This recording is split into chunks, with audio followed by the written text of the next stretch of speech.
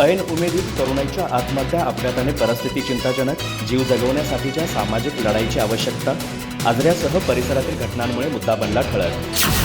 आजरा शहर आणि परिसरात गेल्या महिन्याभरात अत्यंत गंभीर समस्या निर्माण झाल्याचं चित्र आहे. या दरम्यान उमेदीच्या अनेक तरुणांनी आत्महत्या करण्याचा पर्याय निवडल्यानं आणि काही होतकरू तसेच कुटुंबियांचा आधार असलेल्या तरुणांचा हृदयविकारानं झालेला आकस्मिक मृत्यू चिंताजनक आहे. यामागे विविध कारणे आहेत.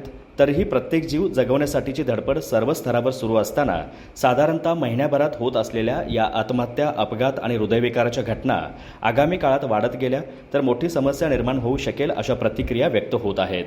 आजरा तालुका म्हणजे इचलकरंजीच्या घोरपडे संस्थानांतर्गत कोकण हद्दीवर वसलेलं प्राचीन आजरे महाल.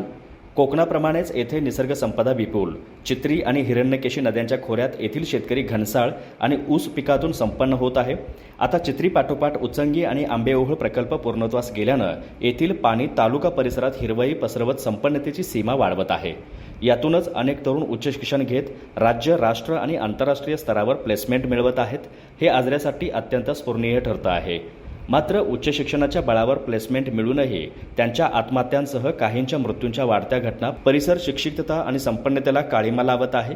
महिनाभरातील या मालिकेत खडेतील प्रकाश कांबळे, पोळगावमधील तुषार खामकर, किटवडेतील ताईबाई कोकरे, एरंडोळचा स्वागत भिवा पाटील, सिद्धेश अरविंद परीट, फिरोज मानगावकर अशा उमेदीच्या तरुणांची आत्महत्या आणि हृदयविकाराने जीवनयात्रा संपली आहे. यासह अनेकांचे अपघातात मृत्यू झाल्याच्या घटनांतही वाढ झाली आहे. यासारख्या घटनांमुळे संबंधित तरुणांचे अख्खे कुटुंब पोरके झाले आहे.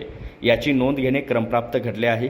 ही बाब अत्यंत गंभीर असल्याचे किमान आता तरी अधोरेखित झाले आहे. याबाबत काही समुपदेशन सारख्या उपाययोजना व्हाव्यात इतकीच अपेक्षा.